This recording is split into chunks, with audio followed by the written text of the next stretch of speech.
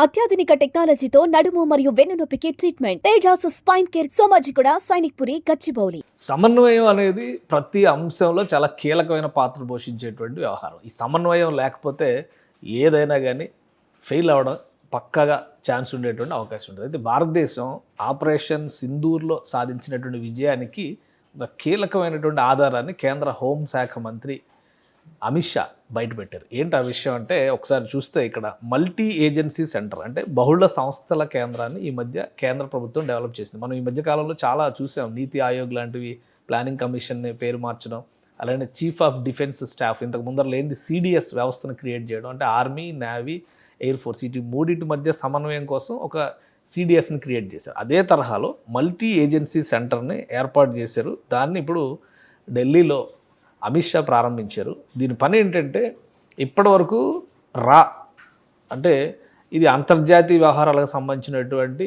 Information gather చేసేటువంటి ఒక ఏజెన్సీగా పనిచేస్తుంది.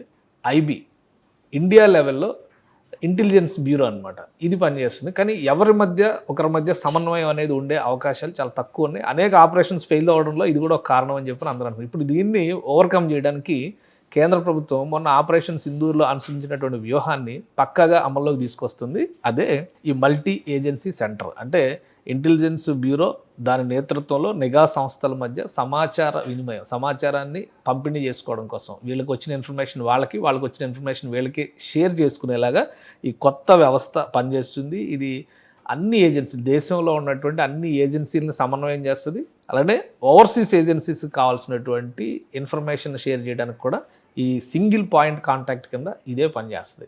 సో నిఘా పెట్టడం ఒకటి, ఆపరేషన్ని క్లోజ్ చేయడం ఒకటి. IC-814 విమానాన్ని తీవ్రవాదులు హైజాక్ చేసినప్పుడు, కాఠ్మండు ఎయిర్పోర్ట్ నుంచి హైజాక్ చేసినప్పుడు ఇంటెలిజెన్స్ బ్యూరోకి ఇన్ఫర్మేషన్ ఉంది, కానీ రాక్ ఇన్ఫర్మేషన్ లేదు. ఈ సమన్వయ లోపం వల్లనే ఈ హైజాక్ జరిగింది అనే రిపోర్ట్స్ చాలా వచ్చినాయి.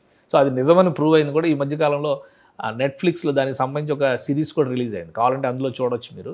సో ఇప్పుడు భారత ప్రభుత్వం తీసుకున్నటువంటి ఈ మల్టీ ఏజెన్సీ సెంటర్ ఖచ్చితంగా ఆ సమస్యకి చెక్ పెడుతుంది అనేటువంటి సంకేతాన్ని అయితే కేంద్ర హోంమంత్రి ఇచ్చారు. సుమన్ టీవీలో మీ పర్సనల్ అండ్ బిజినెస్ ప్రమోషన్స్ కోసం కింది నెంబర్కి కాంటాక్ట్ చేయండి.